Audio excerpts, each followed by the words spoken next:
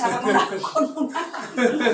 una noticia sobrecogedora, pero pues en cualquier caso le diré que le has mencionado, que le has agradecido porque le gustará mucho, y porque además es muy importante, que veníamos comentándolo en el ascensor, que dentro de lo que puede ser posturas políticas no exactamente convergentes dentro de la misma organización, pues las personas conserven la cordialidad, la amistad y esos vínculos que no debemos perder, sobre todo dentro de la izquierda, que estamos tan acostumbrados a esa cosa tan perversa que se llama el fuego amigo. Que es una cosa que te puede dejar completamente achicharrada para siempre. O sea, no es el fuego amigo, yo creo que es el peor de los fuegos que puedan existir. Respecto a la cadena SER, respecto a mi experiencia en la radio, os tengo que decir que yo jamás llegué a pensar que fuera algo tan gratificante para mí. Yo estaba diciendo, Ricardo, que soy una mujer joven. Bueno, yo tengo 55 años, nací en 1967, pero en el mes de noviembre, lo digo siempre, porque cuando la gente consulta en internet dicen 56 años, mentira. Las que nacimos en noviembre, perdón, tenemos 55... Mucho tiempo. Mucho tiempo, claro. No sé, te están poniendo un año así por la cara desde enero, pues no, 55. Y yo no pensé que a los 55 años, a lo mejor porque hay veces que soy un poco pesimista para ciertas cosas, iba verdaderamente a descubrir una experiencia tan distinta y tan gratificante. Yo voy contentísima los miércoles a la radio, y me consta que mi compañero Manuel Delgado, que no para de hablar, que se va, vamos, como una moto, o sea, está deseando, él lo dice muchas veces en broma, pero yo creo que lo dice también un poco en serio. Esto es lo que da sentido a mi vida, entonces dice. Bueno, la radio para mí ha sido un descubrimiento porque, claro, las escritoras trabajamos en soledad. Estamos solas en nuestra casa, hacemos nuestras cositas, de vez en cuando nos reunimos con los clubes de lectura y tenemos la oportunidad de charlar con gente estupenda que te dice cosas buenas o malas de tus libros, pero en general es un trabajo bastante solitario, hay poco trabajo de equipo. Y en la radio es todo lo contrario.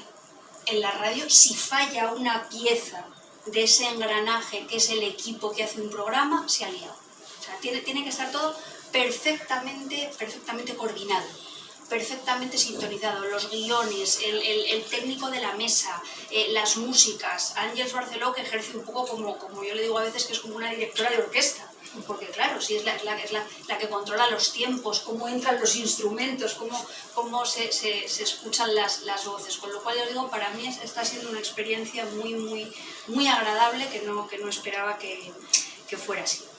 Y es verdad que tengo mucha obra, no por mi provecta edad, sino porque he trabajado mucho. Esto hay que decirlo, ¿no? Yo considero que la escritura es un oficio y que mi responsabilidad desde hace muchos años tiene que ver con el oficio de escribir. Y las escritoras pues escribimos, y yo pues durante muchísimos años de mi vida, de hecho lo sigo haciendo todavía, me he ganado la vida dando clases. Pero ahora doy clases porque quiero. Doy clases porque tengo el privilegio de poder dar clases en un lugar que se llama la Escuela de Escritores de Madrid, donde hablo para gente a la que le gusta la literatura, a la que le gusta leer y que quieren ser escritores o escritoras. Hablo sobre teoría de la literatura. Eso también es un privilegio. Yo no me tengo que estar pegando con nadie.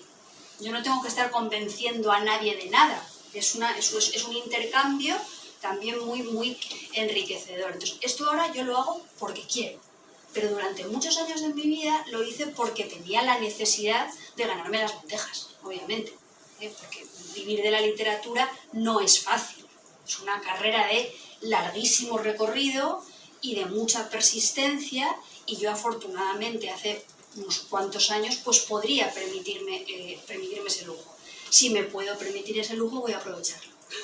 Voy a escribir y voy a tomar la palabra para contar todo lo que yo crea que puedo compartir con mi comunidad. Yo empecé a escribir, vamos a remontarnos a los orígenes, Ricardo, como hacía Marcelino Camacho en el Paleolítico, y empezaba a dar sus discursos Marcelino Camacho. Ahora más interesante ver el proceso. Desde luego.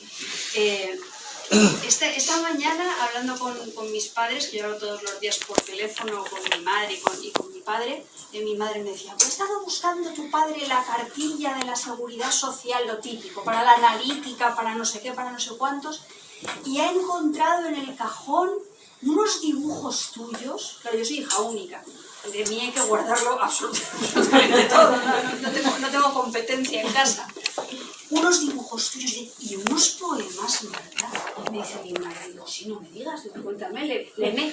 Y me dice, porque vino la muerte y se llevó tu sombra, y la muerte era el amor, y el amor era la muerte. Y yo digo, mira, no me leas más. Y me dice, Marta, tenías 5 años. Digo, pues por eso no me leas más. Me estoy empezando a poner un poco nerviosa, ¿no? Entonces, a mí me gustaban las palabras.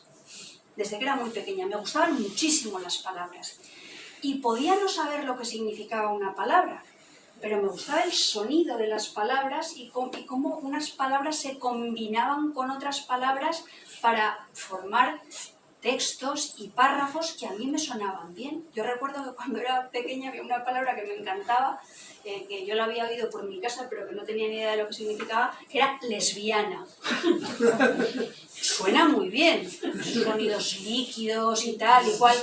Y claro, y yo cada vez que podía soltaba, o la escribía en algún sitio, no tenía ni idea. Es más, había una foto de mi madre en la época esta de los pelos afros, en los años 70, con una amiga suya, así agarradas cariñosamente, y yo había oído en mi casa cosas y decían, mira, aquí está mi madre que parece una lesbiana. Y entonces, era el sonido, era eso que no sé muy bien cómo explicaros, pero que va más allá, o sea, va más allá de esa idea de la literatura que ahora solamente coincide con la narratividad.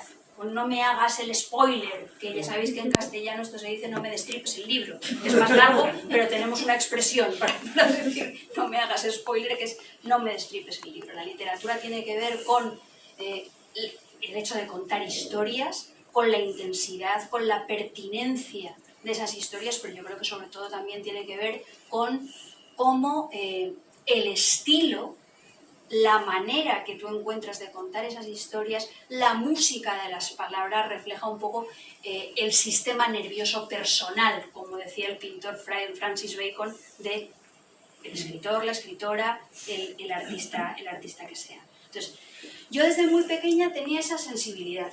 Hay gente que tiene sensibilidad para la música, hay gente que tiene, no sé, una gran cabeza matemática, hay gente que para nada, pero a mí lo del lenguaje pues se me daba bien y me gustaba. Y además en mi casa se leía. En mi casa se leía mucho.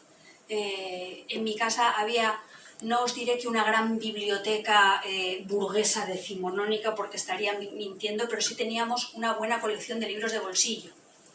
Nunca hemos tenido en casa ese fetichismo de los libros, tengo una primera edición de Zorrilla, nos da igual, pero tenemos una edición de bolsillo. Yo recuerdo cuando era pequeña que me encantaba mirar los cantos de los libros. Yo decía, cuando sea mayor me voy a leer este, y siempre elegía los que iban a ser más delgaditos. Luego me di cuenta de que por el hecho de que un libro sea delgadito, no significa que sea necesariamente fácil. Hay libros delgaditos que son complicados como los demonios del infierno.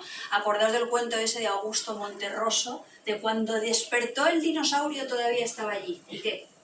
Bueno, ¿y qué hacemos con eso? Podemos hacer muchas cosas, pero quiero decir, una frase muy breve puede sugerirnos y exigirnos un esfuerzo de interpretación muy grande. Entonces, mi madre leía, mi madre discutía con lo que leía en voz alta. En la época de Madame Bovary discutía con Madame Bovary, esta imbécil, ¿pero a quién se le ocurre envenenarse? ¡Qué barbaridad! ¿Qué esto? ¿Qué lo otro?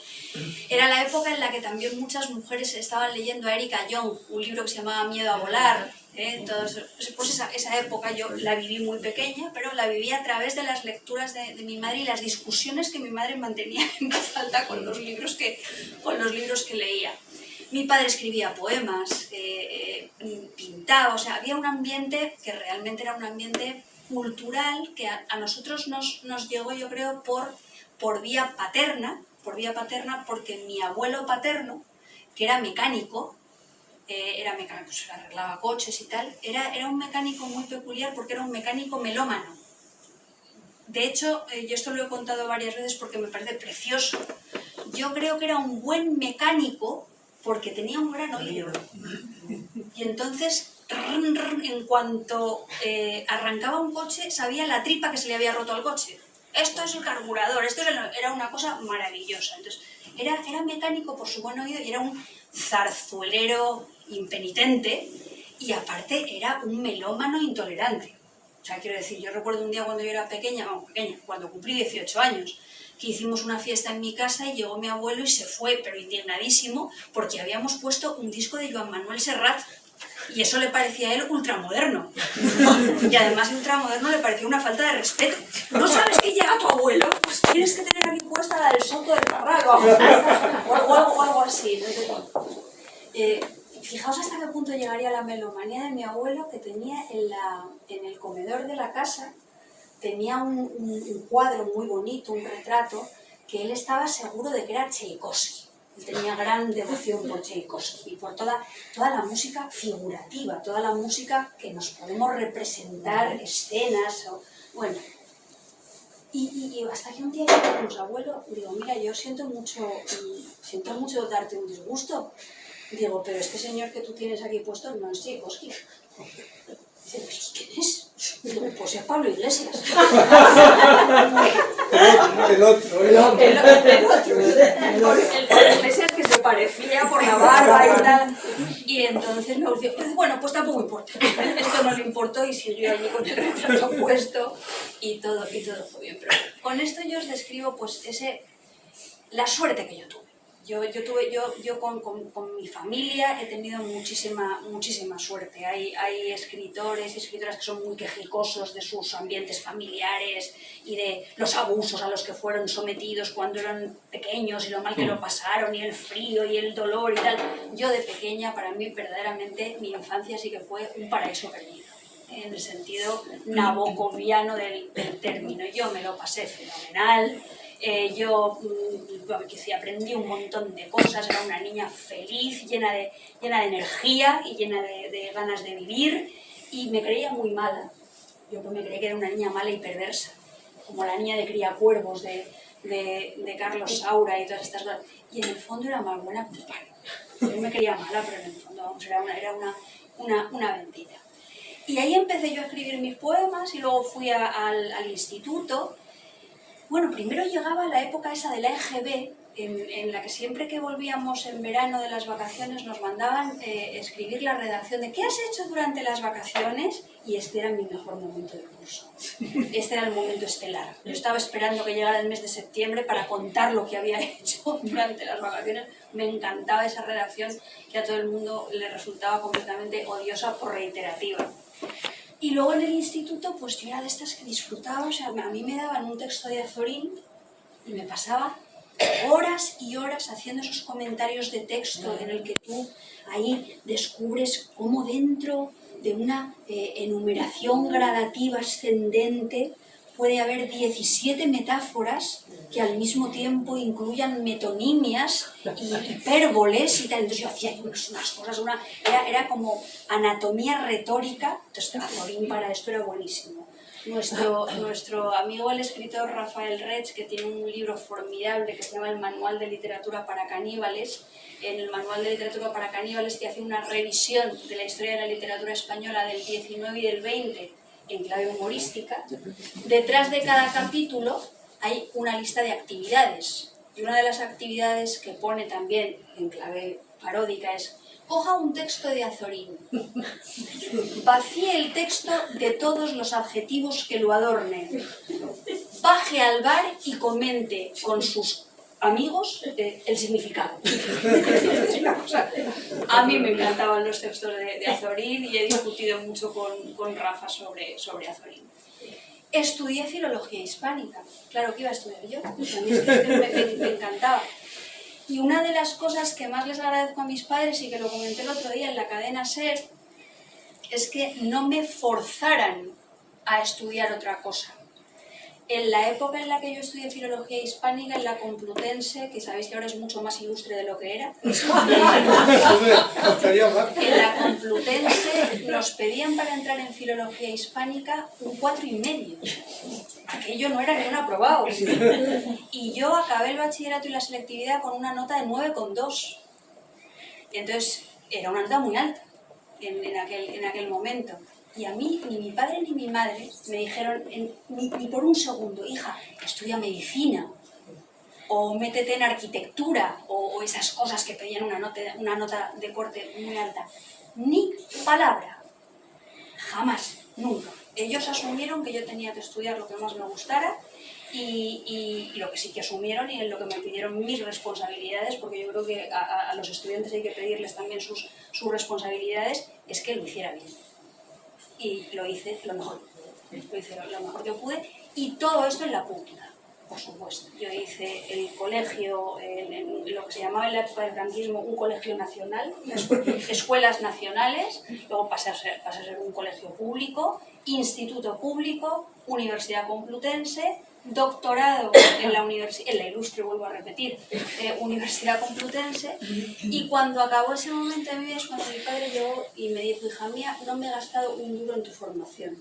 Era verdad, no se había gastado un duro en mi formación nunca jamás, ¿no? Entonces te voy a matricular, dice, en una escuela de letras. La primera escuela de letras que yo creo que había en Madrid, junto con los míticos talleres de Clara Obligado en Fuentetaja.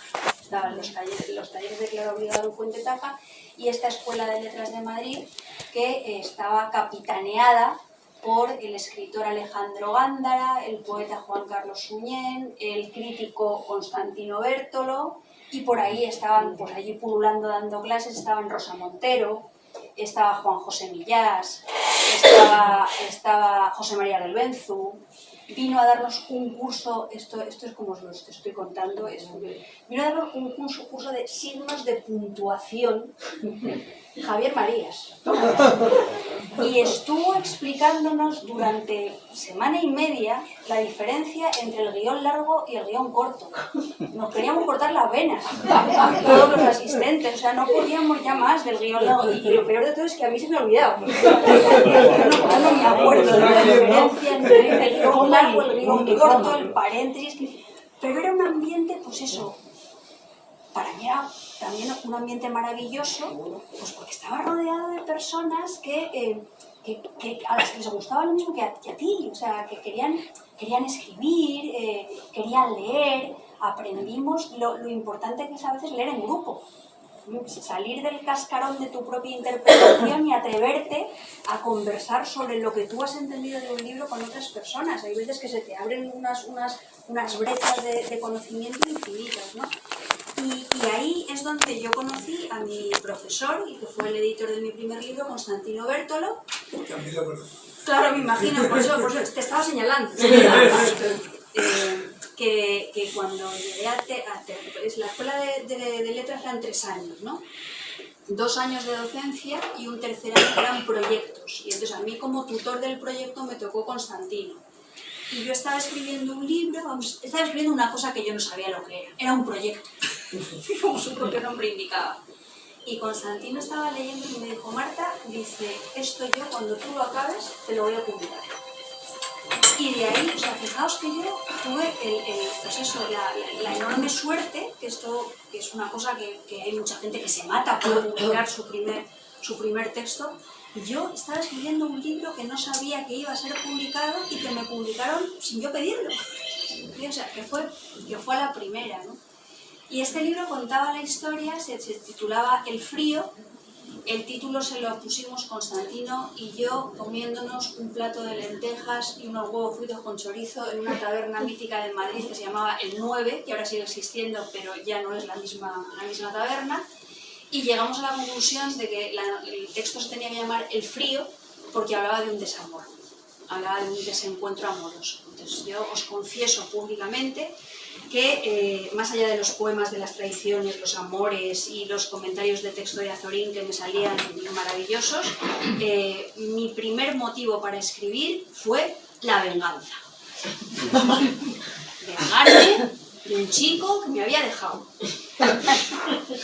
Y me vengué muy bien. Me vengué estupendamente. Y descubrí muchas cosas. Por ejemplo, descubrí, y esto ya lo digo completamente en serio, descubrí que cuando nos dicen que la literatura no tiene capacidad para intervenir y transformar lo real, nos mienten. Porque mi impulso comunicativo de venganza cuajó y la venganza se hizo realidad. Fijaos, si la literatura impregna la realidad, la literatura parte de la realidad, pero al mismo tiempo la literatura construye la realidad. No somos indemnes a las palabras de la literatura, no somos indemnes a las canciones, no somos indemnes a las películas, no somos indemnes a ningún tipo de artefacto cultural que, lo queramos o no, estamos metabolizando. Siempre.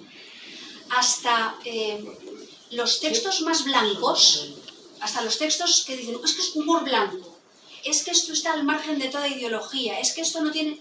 Todo eso termina formando parte de nuestras sinapsis cerebrales, termina formando parte de nuestro cuerpo, de lo que pensamos, de lo que creemos, de cómo nos comportamos y de cómo nos movemos. Eso lo aprendí yo mientras escribía El frío. Y también aprendí otra cosa terrorífica que no se me ha olvidado nunca jamás, y es que yo escribí ese libro para vengarme de un idiota que me dejó, y al final lo que descubrí es que la idiota en ese binomio era yo, que tenía una visión absolutamente idealizada de la pasión amorosa, que iba a acabar conmigo, con él y con todo lo que se nos pusiera por delante. Total, que el idiota hizo muy bien. Y yo aprendí que estaba pues viviendo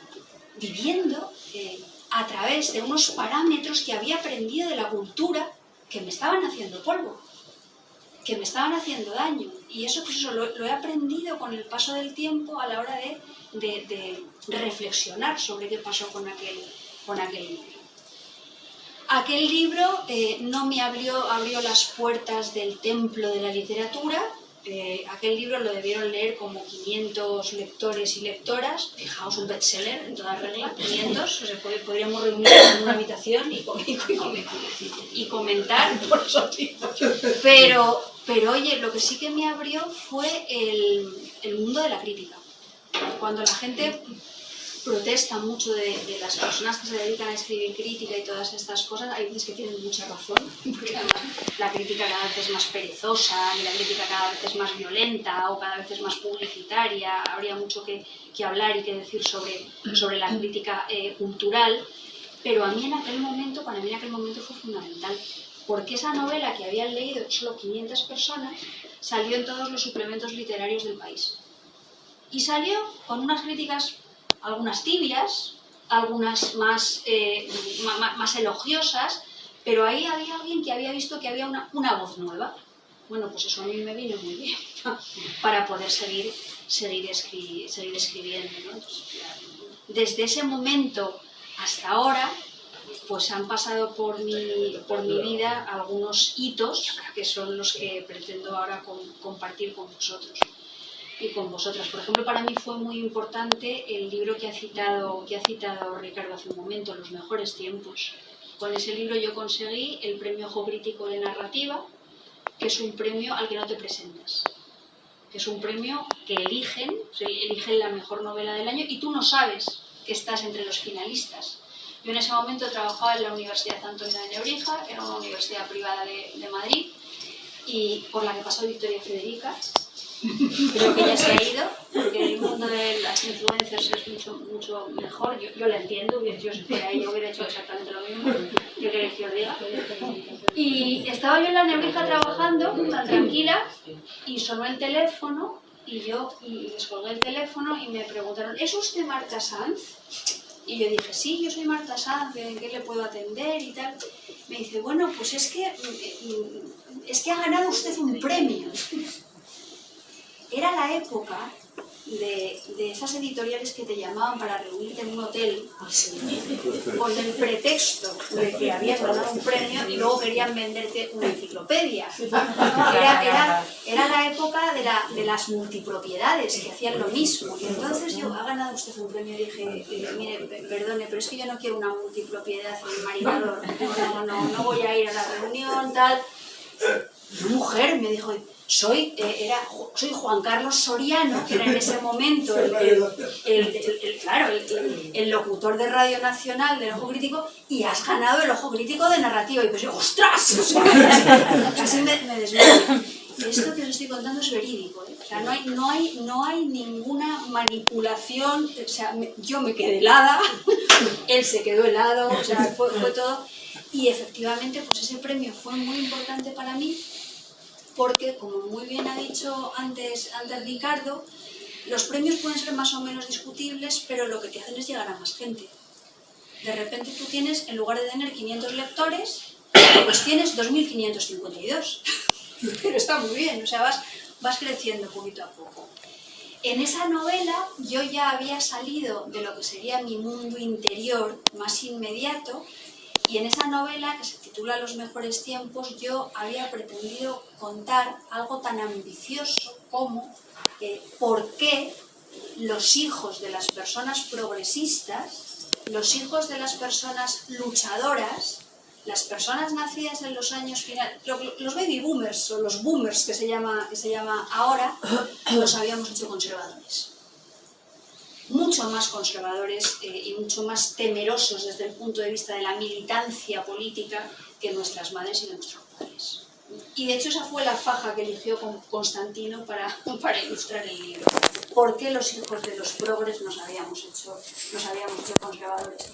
Había un momento fundamental en ese libro, por supuesto, que era el relato, que yo creo, un momento fundamental en la deriva de nuestra historia, en la deriva de nuestra transición democrática, que fue el referéndum de la OTAN.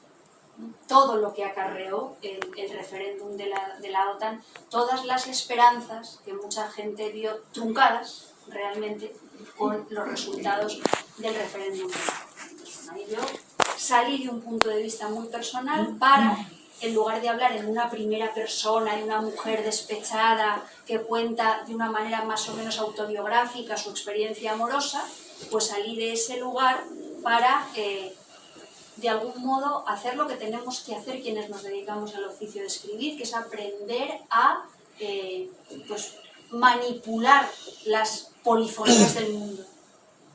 Meternos en el ojo y en la piel y en la perspectiva de personas que no son exactamente, que no eres tú, de otras personas, hombres, perros, gatos, mujeres, trans, viejos, viejas, personas que ven, personas que no ven.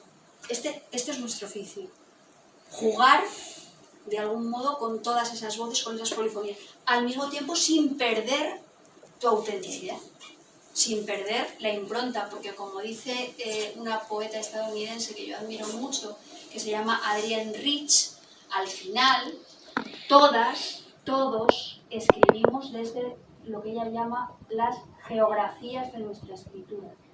Es decir, yo escribo los libros que escribo porque mi abuelo era mecánico y porque mi padre durante muchos años fue militante del Partido Comunista de España y porque mi madre fue fisioterapeuta y renunció a ser fisioterapeuta para quedarse en su casa con su marido y criar a su hija, y porque vivimos un periodo de tiempo en Benidorm, y porque volvimos a Madrid y nos mudamos a un piso en Carabanchel Bajo, y porque luego yo estudié filología y un idiota dejó, o sea, y pasaron todas estas cosas que pasaron, y soy heterosexual y soy mujer y ahora tengo 55 años y me doctoré en filología hispánica.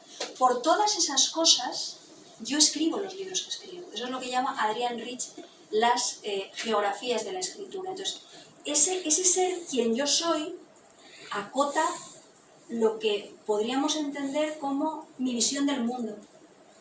Las cosas que me duelen, las cosas que me molestan, las cosas de las que quiero hablar, mis temas, mis personajes.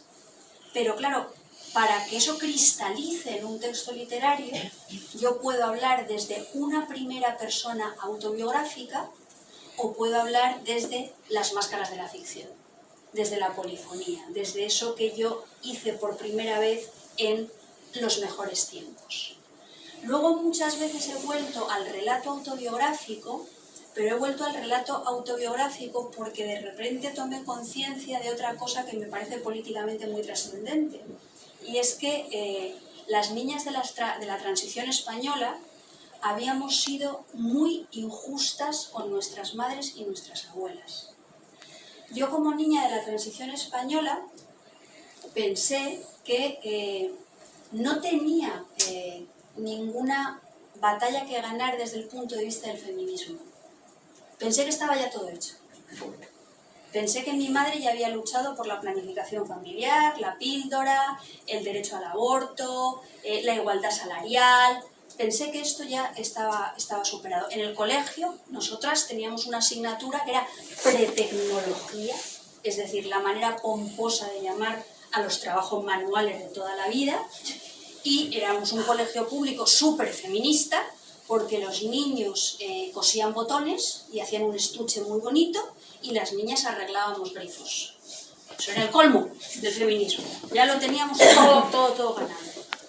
Fuimos muy injustas con nuestras madres y con nuestras abuelas porque al final nuestro modelo de ejemplaridad social eran nuestros padres. Nuestras aspiraciones tenían que ver con el despacho de papá y muy pocas veces con la cocina de mamá, o con las cosas que hacía mamá, o con las cosas que mamá quería o aspiraba a hacer. Esto yo lo descubrí escribiendo otro libro que se titulaba Daniela Astor y la caja negra, donde se habla de una niña en la transición española, una niña que no soy yo, Daniela Astor no soy yo, comparto con ella espacio y tiempo, pero lo que vive Daniela en esa novela yo no lo he vivido para nada. Y ahí es donde me di cuenta de eso, de esa injusticia terrible hacia nuestras madres, que me ha hecho utilizar muchas veces el género autobiográfico, por ejemplo, en la lección de anatomía o en clavícula, como una forma de reivindicación política. Para muchas mujeres hablar desde tu propio cuerpo, desde tu propia carne, desde tu cuerpo como el lugar donde se quedan impresos todos los trabajos, todas las frustraciones, todos los placeres de tu vida, ¿sí?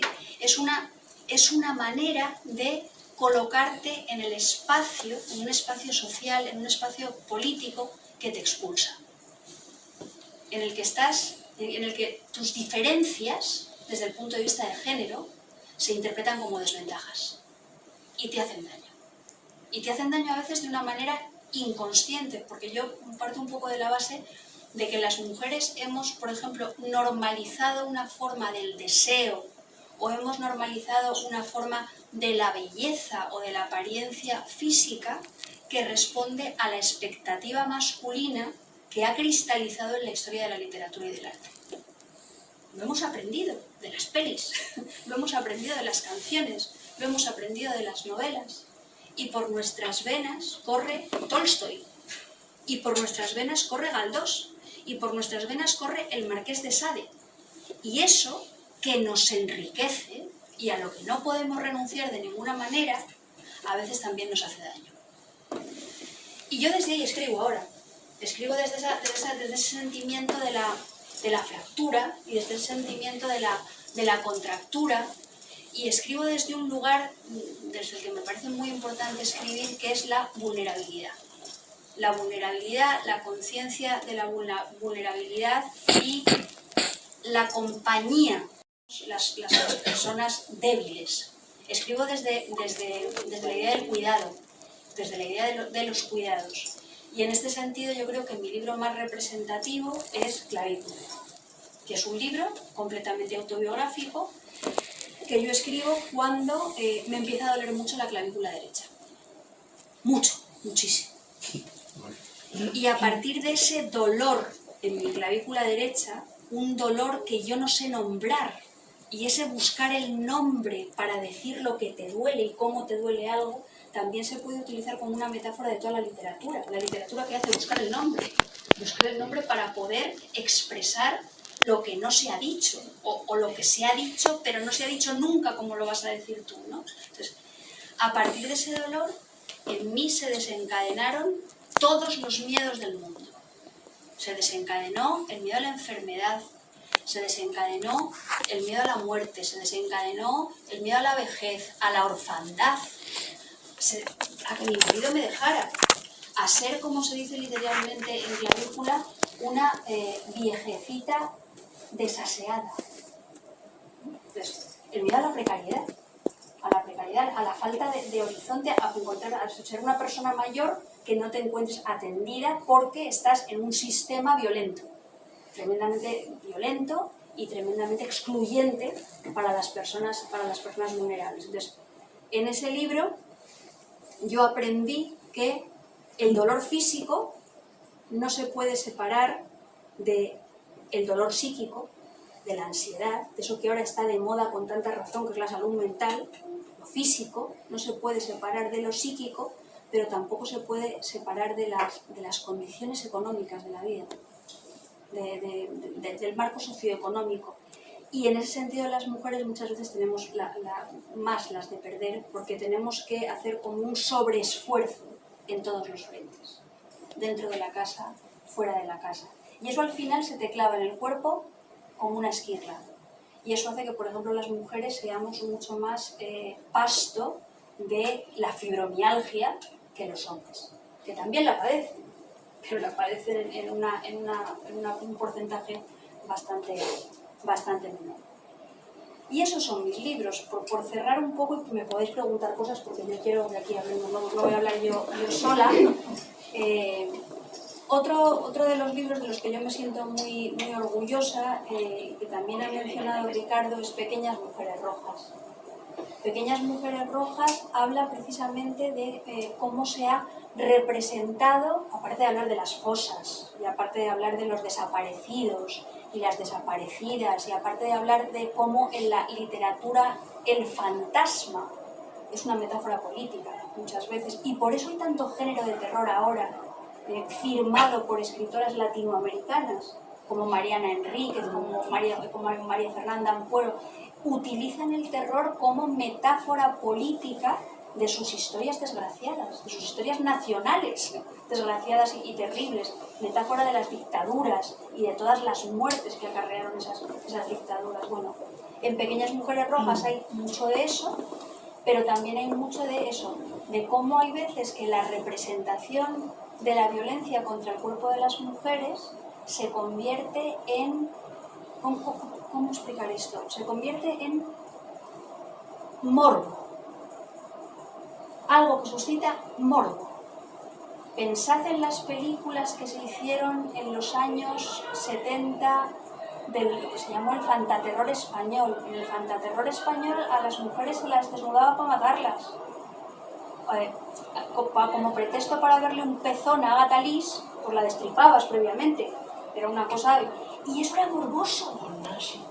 Paul Nash, claro, todas aquellas el hombre lobo, las películas de Jesús Franco, bueno, muchas Jess Frank, todas estas películas. Pero el caso es que eso está interiorizado, y os voy a contar simplemente una anécdota. Una tía mía, pobrecita, que se murió muy joven de un cáncer linfático, mi tía Maribel, era una mujer guapísima, muy guapa, y que se metía en el metro, siempre con un alfilerito. Eso era así. Se metía en el metro con un alfilerito porque no había día en el que no la magrearan de una manera o de otra. Entonces, lo del alfilerito es terrible porque lo que significa es que una mujer a la que estaban magreando en el metro no le podía decir a un señor: oiga usted, tío guarro, deje de restregarme la cebolleta por todas partes. ¿Sí? No porque tú eras la provocadora, no porque tú eras la que estabas desencadenando de alguna manera eso, que algo habrás hecho tú para que este señor se ponga tan cachondo contigo, te habrás pintado más de la cuenta, no sé qué. Eso es espantoso. Pero lo más espantoso de eso es que hay muchas mujeres que si se subían al metro y no les pasaba, no se sentían lo suficientemente atractivas. A ese tipo de interiorización, puñetas, de la violencia, que se las trae, la interiorización de la violencia, es a la que yo me refiero y es la que intento retratar en Pequeñas Mujeres Rojas con una escena de violación, asesinato, degradación y animalización del cuerpo de una mujer que no se puede ver nunca jamás, que no se puede representar mentalmente nunca jamás como un episodio deseable, ni como algo morboso, ni como algo que suscite deseo. No se hablan de sus cardenales como rosas abiertas en los muslos, sino que de lo que se habla es de... hay un capítulo entero que dice, con la descripción del artefacto suficiente. El artefacto es un sistema de estabulación de las terneras y un sistema para ponerles vacunas e inyecciones donde se ha encajado el cuerpo de esa mujer. Para hacer todo tiempo, con la descripción del artefacto suficiente. Y con la descripción de ese artefacto se están describiendo también desde un punto de vista metafórico, se está haciendo una analogía con los corsés sociales, las represiones que a lo largo de 40 años de dictadura franquista convirtieron el placer de las mujeres, la sexualidad de las mujeres, el cuerpo de las mujeres en una enorme tacha. Estos son los temas que a mí ahora me preocupan y esto es lo que yo creo que convierte mi estilo y mi escritura en un lugar para la sensorialidad y sobre todo para el retrato del cuerpo, el retrato de los cuerpos. ¿Te parece bien, Ricardo? Muchísimas gracias. Me alegro de que hayas dicho lo del premio del ojo crítico, porque he estado toda la tarde buscando cuál era el libro, porque yo me acordaba de lo del premio del ojo crítico, pero que cuál era el libro y que no me daba la información que no me daba cuál era el libro. Los mejores tiempos. No, valoro mucho el ojo crítico como programa, es diferente completamente a lo que haces en la SER, obviamente, pero que la radio pública juegue ese papel cultural también me parece muy oportuno. Luego el otro premio gordo que me dieron, que se me ha olvidado, es el Herralde, que me lo dieron por Farándula. Que este año lo han dejado siempre. Sí, yo estoy en el jurado. Estoy en el jurado, o sea que si hay que insultar a alguien, me puedes insultar entre otras personas, a mí también, porque yo también tengo la culpa de esa desertización del premio Herralde este año. Pero yo os comentaba lo de Farándula porque en Farándula, por ejemplo, es una novela donde se habla de otro tema que a mí me interesa mucho, que es la precariedad de los oficios culturales. Porque cuando se habla de los escritores o de las actrices o de los poetas, siempre se los refleja en su momento de máximo esplendor y fotogenia, ¿no? Cuando tú sales en un periódico es porque te han invitado a un congreso en un hotel maravilloso y en tu piscina te estás bañando al lado de Vargas Llosa. Entonces, tu vida, sí, claro, pero es que encima tu vida no es esa. Todo el mundo se cree que tu vida es esa y no es eso. O sea, tú eso vas un día, te hacen ahí la foto si no te retiras a tiempo y la gente cree que vives en hoteles de lujo todo el rato y tal. Entonces, yo quería hablar de la precarización de los oficios culturales porque mucha gente que escribe, pues eso no te puede ganar la vida escribiendo, la gente que quiere ser actores, actrices, se pasan poniendo copas el 90% de sus vidas, los músicos, todas las músicas, todas estas historias. Y de ahí salió Farándula y de ahí salió el premio Herralde, que curiosamente para mí fue un premio, por una parte muy positivo, porque me hizo dar el salto al otro lado del charco. Hice muchas charlas en México, donde está nuestra compañera Carmen ahora, o estuve en México, estuve en Argentina, yo creo que está en todas partes, en Latinoamérica realmente, o sea, y eso fue gracias a Farándula, pero luego por otra parte me fragilizó muchísimo, porque yo no estaba acostumbrada a que tanta gente estuviera al tanto de quién tú eres. Y eso lo que hace es que la gente te decaña para el mundo en grupos. Eso, en cuanto tú destacas, o sea, te dan en la cabeza buenos estacazos. Yo no estaba acostumbrada a eso y eso a mí me hizo. Cuando la gente dice la piel fina, yo lo que espero es que conservemos nuestra piel fina. Lo que me parece terrible es esta proliferación de los discursos del odio allá por donde vais y esta visceralidad exacerbada que no lleva a ninguna parte más que al dolor. Pero vamos, el premio me vino bien. Y este año de Bordejo Desierto, allá que estamos aquí en Petit Comité, Pues porque cada miembro del jurado apostaba por una novela diferente y en realidad ninguna nos entusiasmaba mucho. Y teníamos precedentes de novelas muy buenas. En el premio Herral de los años anteriores habíamos dado el premio a Javier Pérez Andújar, que es un escritor mayúsculo. Habíamos dado el premio a Mariana Enríquez, habíamos dado el premio a Cristina Morales, habíamos dado el premio a Andrés Barba. O sea, habíamos trabajado con novelones espectaculares y de repente este año dijimos, ¿y no será mejor? Un premio se puede quedar desierto, claro. y eso no quita valor al premio, yo creo que al revés. Y desde el punto de vista económico hay que reconocer la valentía de Anagrama, porque Anagrama ha dejado de ganar mucho dinero por dejar el premio desierto. Claro. Los premios son estrategias publicitarias de las editoriales para vender mucho. Bueno, pues si te parece dejamos que la gente vaya preguntando cosas o planteando cosas.